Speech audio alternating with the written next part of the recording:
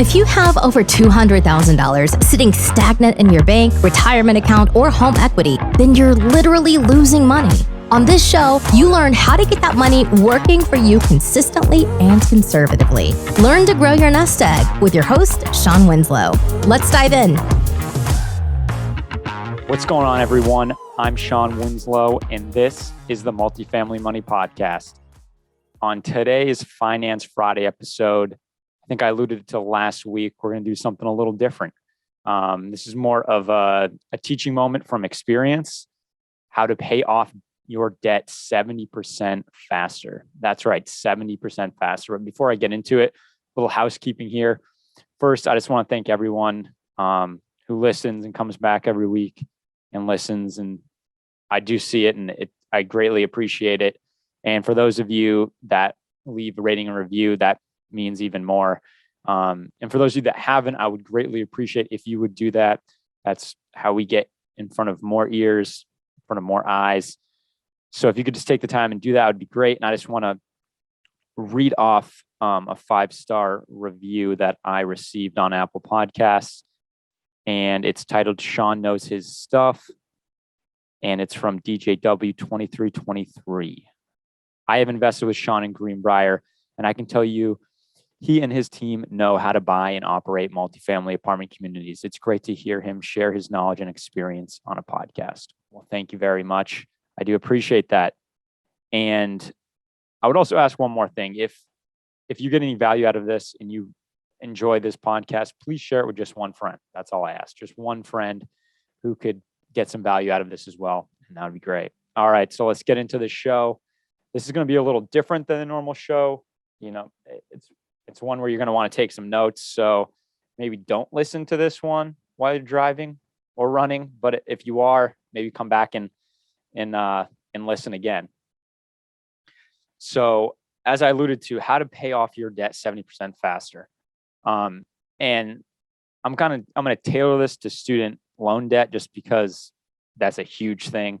As I'm sure we all know, some people even consider it, maybe it's getting on the verge of becoming a crisis. You know, it costs more and more to go to college every year.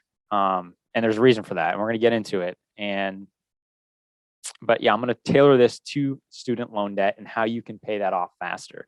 So I just have some notes here. I just kind of want to go over some facts about, where we're at with student loan debt.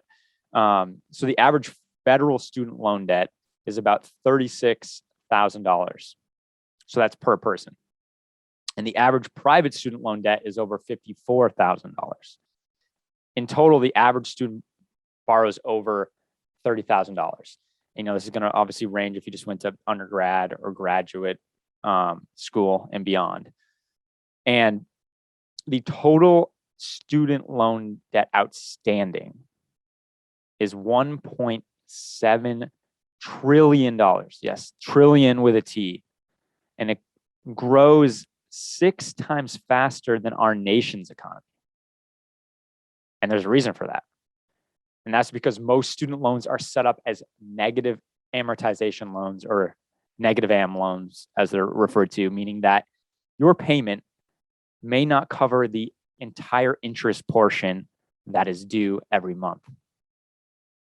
So this results in that remaining interest that you didn't cover on that payment being deferred to the next payment, which then leads to a compounding effect where the total interest due increases over time. Because this month you're not meeting the total interest, so then it kicks to the next one and the next one. So to put a little context, it would look something like this. And I'm just using, generic numbers. This is not, too technical, just whole numbers so everyone can understand. So say your loan is $10,000 and your payment is $100 a month, but your interest per month is $200. So meaning next month's loan balance, because you only paid your $100 payment, will be $10,100.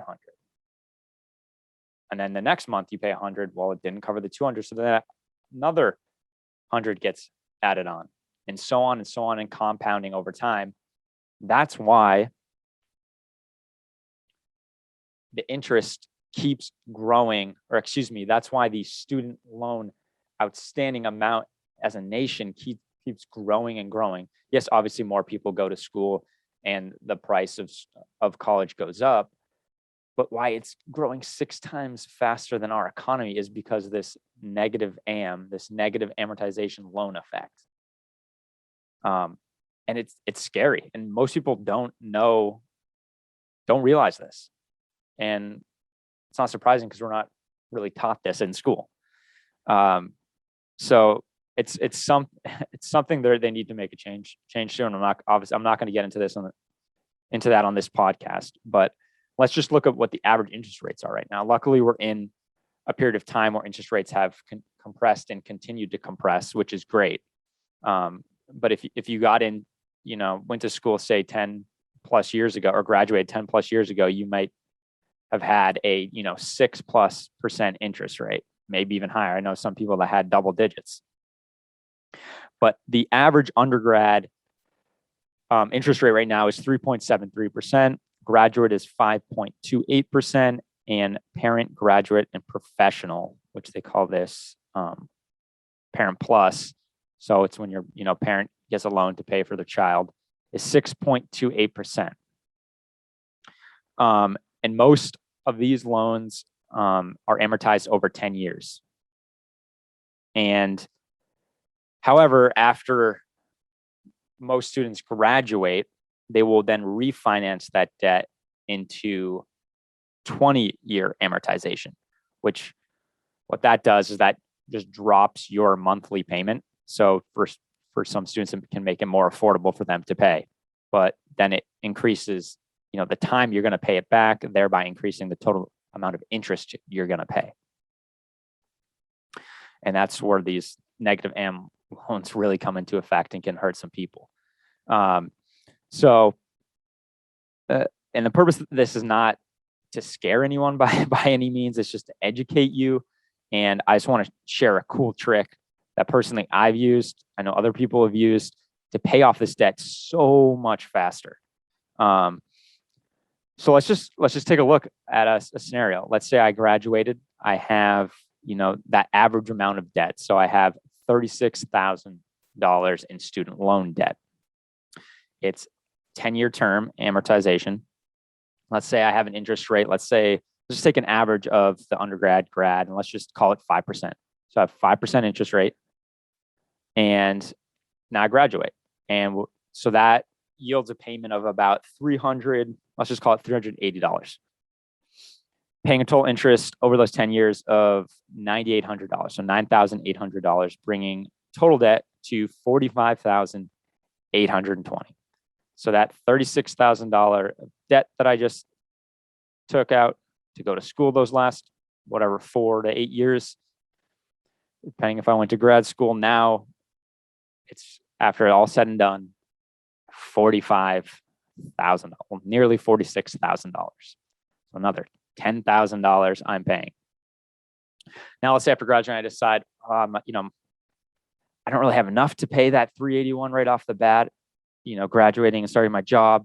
Let's refinance that. Maybe I can get, longer, smaller payment by pushing out the term. So I refinance, get a 20-year term, and now that drops it to my monthly payment to $230. So let's call it $240 a month. And now the total interest that I paid goes up to $21,020. And so you see that interest more than doubled, or about doubled. And now my total debt that I would pay after those 20 years is $56,000. So that education got even more pricey. And it's crazy because if you look at the average US salary, this is as of 2020, was $51K. So in that scenario, I have $56,000 in debt, and I'm only making $51,000 right out of school. So I'm already behind the 8 ball there.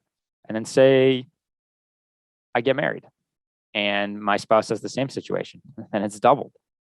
And obviously the purpose of this show is not, it doesn't attract the type of person that's going to stay in that job. They want to, further themselves, further their career. But yeah, it's wild that we don't see wage growth at the same rate as growth in what it costs to go to school. But again, that's not what this episode is about. So let's just get into it. I'm just looking at some notes here. So yeah, let's get into the meat and potatoes of the episode. This is where you're really going to want to take some notes. So what if there is a solution to pay off this faster? What if I could tell you that you could pay off your student loan debt or any type of debt, specifically debt that uses negative amortization, 70% faster? Would you be interested? I know I was when I first found out about this. All right, so let's take that same scenario where I refinanced my loan to 20-year amortization, just drop my payment to $240. Now, if you're going to do this, you got to be able to have, let's say, an extra $300 a month that you can put towards savings. Not hard to do. Everyone should be able to do that. Maybe it'll take a little lifestyle change. But if you really want to pay this off faster, so then you can go build wealth, things like this do take lifestyle change. You got to sacrifice. Now, some of you might be looking at 300. What's the extra $300? I could do that in my sleep. But not everyone's in that same position. So if you can do this, and the reason why I picked 300, because that's about the same payment as the loan. So 240, it's about 300. Let's just say 300 times 12, 300 a month. That's $3,600. Now, what you're gonna do, so one strategy, and this is an easy strategy, is you could just simply put that $300, that extra $300 towards your student loan debt. And what that's going to do is that's going to drop your total interest paid from $21,000 to $6,400. You're going to pay it off in about 7 years. That's right. That's wild. If you could just put that extra money, yeah, it's going to be 7 years of your life, $300, but it's worth it. You're going to save nearly about $14,000 in interest. Now, Sean, did I really just get on this podcast episode for you to tell me just allocate another $300 to my debt? No, I'm not here to waste your time. So the method that I used supercharges it even more. And now think back to what I was saying about negative AM loans, that you're not covering the entire interest portion every month. So then that remaining interest gets deferred to the next month. And then it compounds and it keeps compounding. So what we're going to do to combat that is you're still going to have that same $300 per month that you're saving. What you're going to do, put it in a savings account, maybe something with, interest bearing would be smart. Now what you're going to do is you're going to either get a line of credit.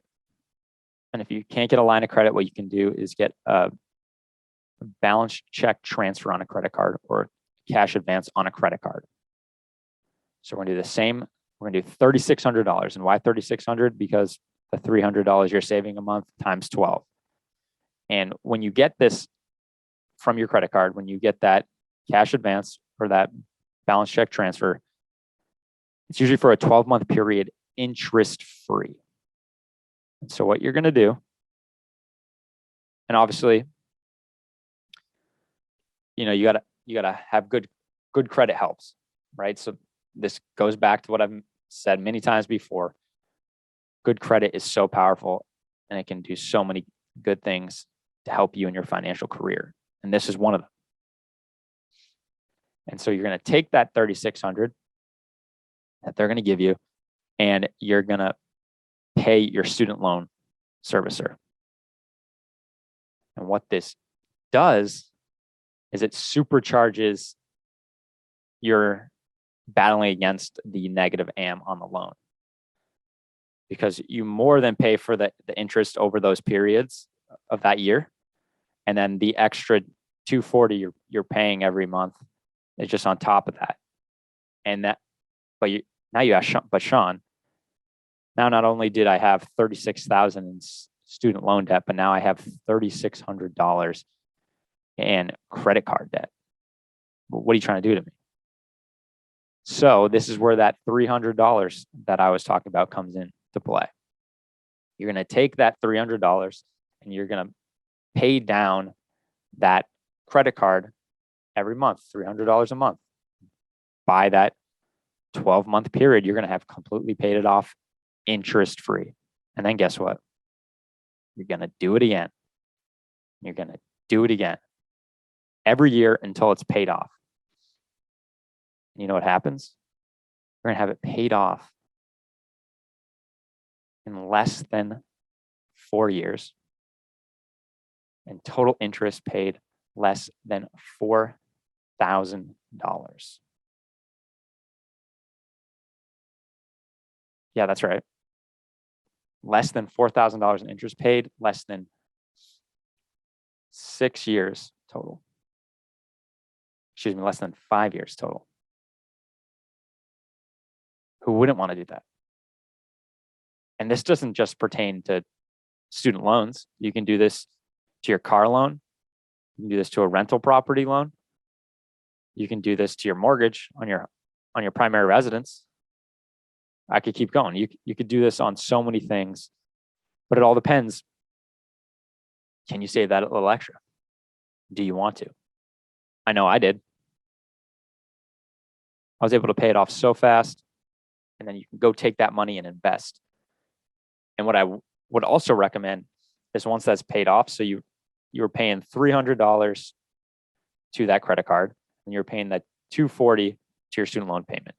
So that totals $540. Take that $540 that you were just paying per month and go invest that. And as you increase your income, keep investing more. And this just hits home to that last episode of our 6-part series on invest early and invest often.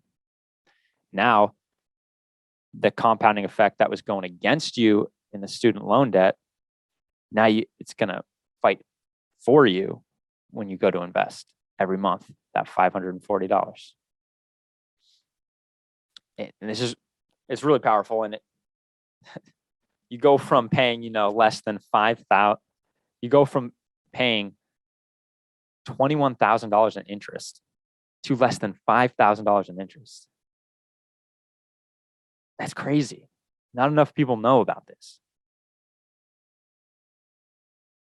So that's it. It's kind of a short one. It's a cool little trick that I've implemented. And if you have any type of debt that has negative AM, I would highly suggest you look into this and take advantage. You can also I did it via credit card.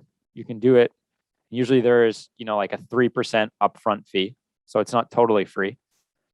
Of that amount. So of that 3,600 would be a 3% fee, but then it's interest free for the first 12 months. And now you can do it with other lines of credit as well, but that's the way I implemented it, and it worked like clockwork. So yeah, if you have any questions, reach out. You can, find me on Instagram. It's obviously it's always linked in the show notes, but it's Shawno Wins. That's SHAWNOWINS. Or you can find me on LinkedIn, Sean Winslow, and then obviously on my website, greenbriercg.com. Well, thanks for tuning in, everyone. I hope you got some value out of this. Again, if you did, please share it with a friend. That would help so much. And I'll catch you on the next one. Hey, this is Sean Winslow. After being in the financial service industry for years and having candid conversations with good people just like you, I realized that so many of us are wanting an investment strategy that provides solid returns and consistent income without the bumps in the road. There's little known secret that your financial advisor doesn't want you to know. There is investment out there that is less volatile and the returns are stronger. Get more details by going to greenbriercg.com and clicking on the free e-report. And by the way, if this show has provided you any value, then feel free to leave an honest written review and of course share it with a friend who needs it. See you next week for another great show.